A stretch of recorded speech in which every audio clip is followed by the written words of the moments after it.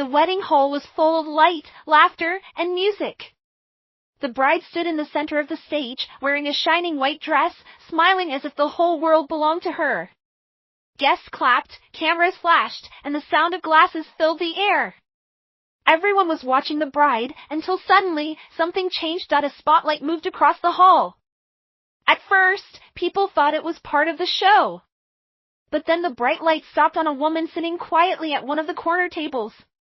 Beside her sat a little boy, holding her hand tightly. It was the bride's sister. A single mother. She had come to the wedding only to show respect, to be part of the family celebration. She was not rich, not dressed in expensive clothes, and her son wore a simple sweater. They both hoped to just blend in, unnoticed. But now, under the sharp light, every eye in the hall turned toward them. The bride laughed into the microphone. Her voice echoed across the hall. Everyone! Look here! This is my sister, the single mom, and her broke little boy. The crowd chuckled. Some people even clapped at the cruel joke. The woman froze. Her cheeks burned with shame. She looked at her son, who stared at the ground, his small hands shaking. The bride wasn't finished. She tilted her head, smiling wider. Anyone want to bid on this set? A single mom and her little boy. Who wants to take them home? The guests laughed louder. Glasses clinked as if it were pure entertainment. The mother's heart sank. She wished the earth would open and hide her. Her son's lips trembled, and tears filled his eyes. He whispered, almost too soft to hear, "Mom, are we really for sale?" The mother pulled him close, wrapping her arm around him. She wanted to speak, to defend herself, but her voice felt locked deep inside her chest. From the stage, the bride's eyes sparkled with cruelty. She waved her hand like an A. "Auctioneer, come on, don't be shy. Let's start at $0. Anyone?" Her own mother, sitting proudly near the stage, laughed and added, "Yes, let's start at $0, shall we?" The hall erupted in more laughter. The woman felt her heart breaking. Her son could no longer hold back. He burst into tears, covering his small face with both hands. The sound of his sobs silenced some of the laughter. A few guests shifted uncomfortably, but no one spoke up. Then, something unexpected happened. The room grew quieter, as if an invisible hand pressed down on the noise. Among the crowd, a hand slowly lifted into the air. The bride paused. The mother gasped.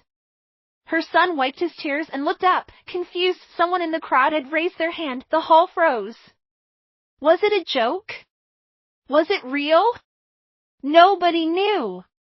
But in that moment, the spotlight still burned bright, the boy's tears still shone, and all eyes turned toward the mysterious person who had chosen to be it. To be continued. The wedding hall went silent. For a few seconds, time itself seemed to stop. All eyes turned to the raised hand in the crowd. The bright spotlight still shone on the single mother and her little boy, but now the focus shifted toward the stranger who had dared to answer the cruel joke. The man stood halfway across the hall.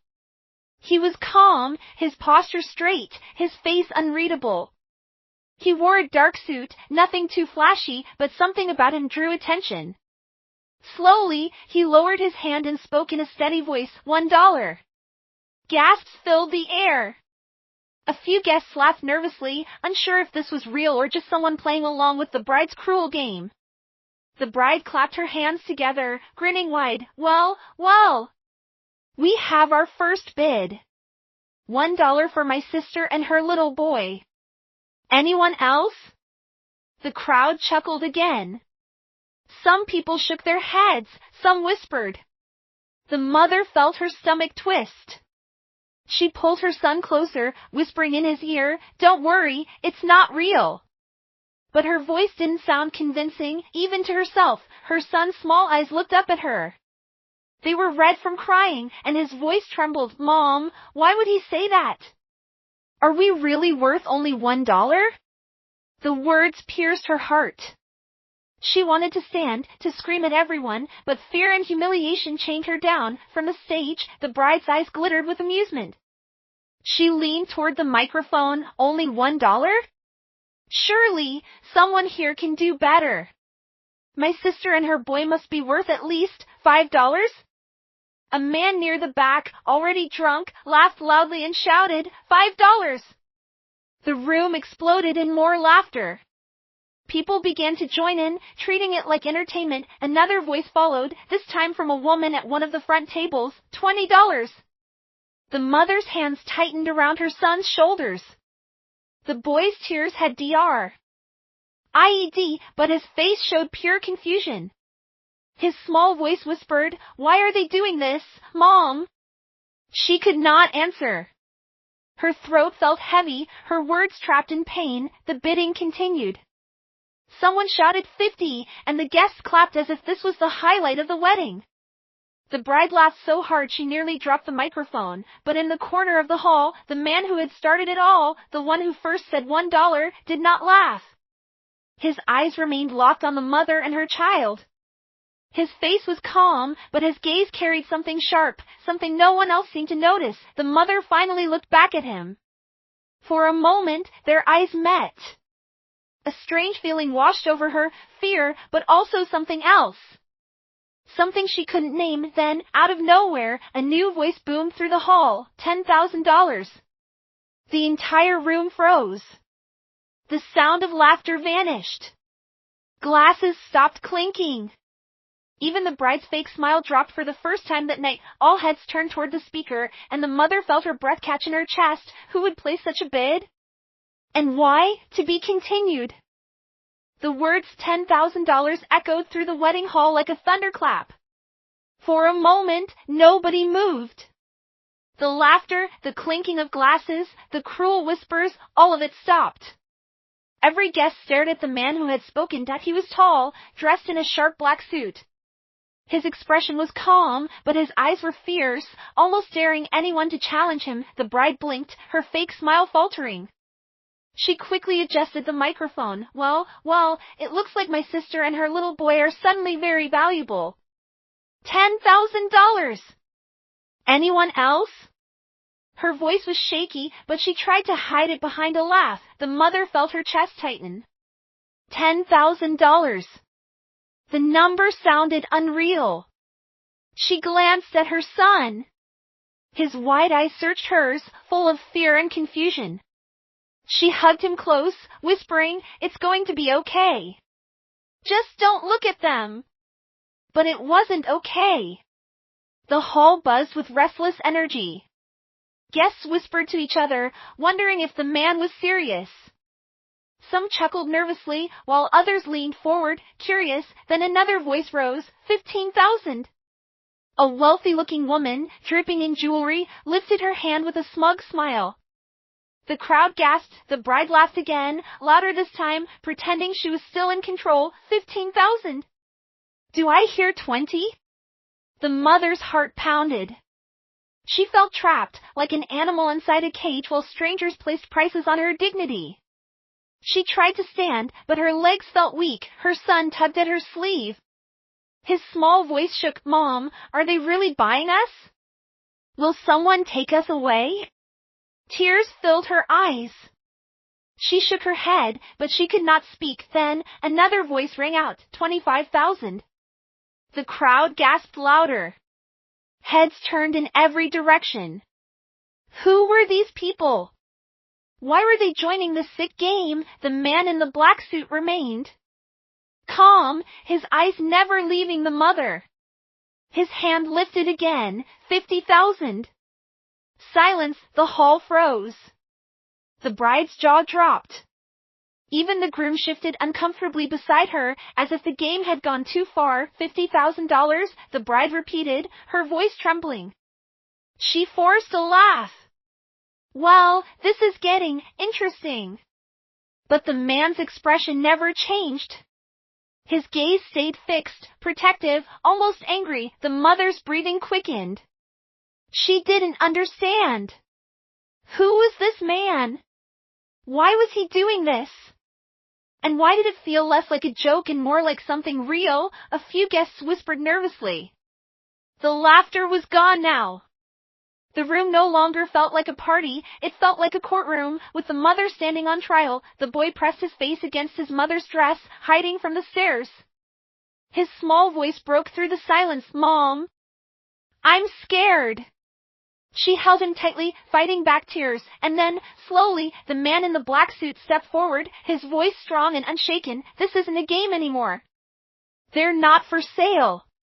But if you insist on humiliating them, then I will pay whatever it takes to end this right now. Gasps spread through the hall, the bride's smile disappeared completely. Her hand shook as she held the microphone, and the mother, her heart stopped. Who was this man? And why was he protecting her? To be continued. The wedding hall was no longer filled with laughter. The sound of joy had been replaced with whispers, nervous breathing, and the pounding echo of one number, $50,000. People who had once laughed at the cruel game now shifted uneasily in their seats. Some looked down at their glasses, ashamed. Others stared openly, their curiosity sharper than ever. The air was heavy, as if something sacred had been broken down on the stage. The bride's smile cracked. Her eyes darted across the hall, searching for support, but even her groom looked away. His face was pale, his jaw clenched, as if he too realized this had gone too far. The bride cleared her throat and forced a laugh, but her voice shook. Well, looks like my sister is more popular than I thought. 50,000! Any higher? The microphone squealed with feedback, almost mocking her. The mother sat frozen at the corner table, her son pressed against her side. She felt dozens of eyes staring at her, but none of them mattered. Her heart beat so fast she thought it might break out of her chest. She whispered to herself, please, let this end, let this end. Her son tugged at her sleeve. His voice was small, broken. Mom, why don't they stop? She stroked his hair, unable to answer.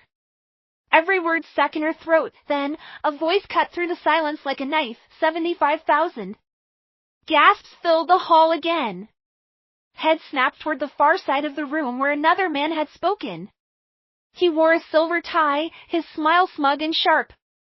His eyes flicked between the mother and the man in the black suit, as if he wanted to challenge him. The bride's eyes lit up with false excitement. 75.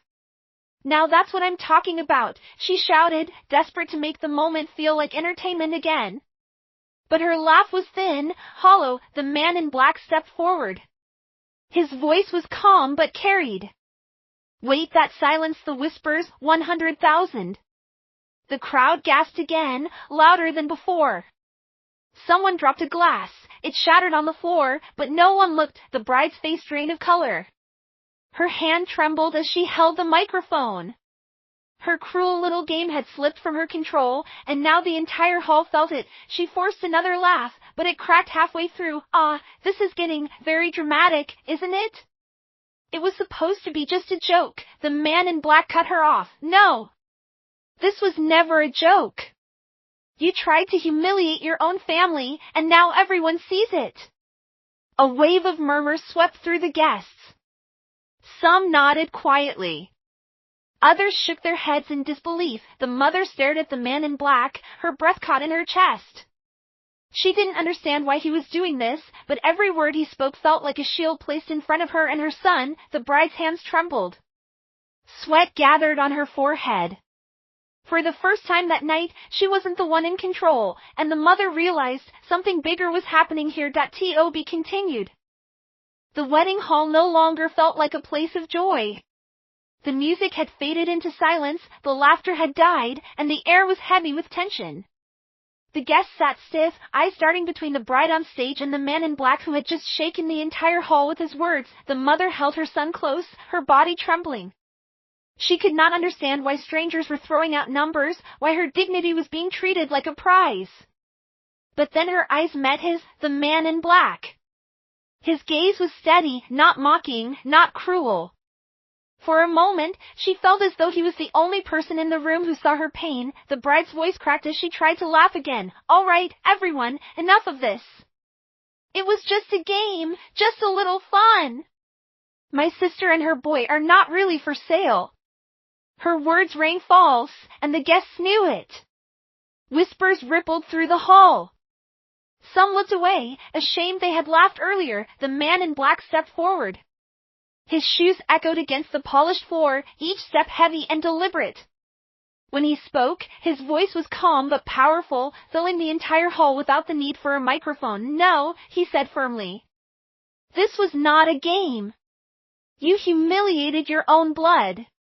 And you did it in front of your child, your family, and strangers who will never forget what they saw tonight." The bride froze, her smile gone. The mother's heart pounded. She wanted to stand, to leave, but her legs would not move. The boy clung to her, hiding his face in her dress. Then, for the first time, the man in black turned directly to the mother. His expression softened, though his eyes still burned with determination. "You and your son," he said, "deserve better than this." The mother blinked, her lips parting, but no words came. "You do not belong here," he continued. "You do not belong under their mockery, their cruelty. You are worth more than..." And the laughter of these people. Gasps spread through the crowd. The bride's face twisted with anger. She slammed the microphone down on the table. "Who do you think you are?" she shouted. "This is my wedding. You don't get to walk in here and lecture me." But her voice sounded weak, desperate. The man ignored her. His attention never left the mother and her child. He took another step closer, his voice dropping lower, almost gentle now. "I raised my hand tonight not to buy you," he said slowly. "I raised it to protect you." The hall grew even quieter. Every guest leaned forward, their curiosity burning. The mother's breath caught. Her mind raced. Protect her? Why? Her son peeked out from behind her dress, his small eyes filled with confusion and hope. The man's gaze softened further. "You don't know me yet. But one day, you will understand why I could not sit still and watch this happen." The mother's hands shook. She wanted to ask 100 questions, but her voice was gone. The bride's face burned red with rage. She grabbed the microphone again, screaming into it, "Stop this nonsense! This was all just a joke!" But no one laughed this time, and the mother realized the night was no longer about her sister's wedding. Something much larger was unfolding, and she was at the center of it. To be continued. The hall was silent, heavy like a storm waiting to break. The bride stood on stage, her face red with rage, gripping the microphone so tightly her knuckles turned white. The guests no longer laughed. They sat frozen, waiting, their eyes fixed on the man in black and the single mother he had just defended. The mother's heart pounded in her chest. She clutched her son protectively, her hands shaking. The boy buried his face in her dress, peeking out only to stare at the man whose words had cut through the cruelty of the night. The man in black stood tall, his expression calm but unyielding. He took another step closer to the corner table where the mother sat.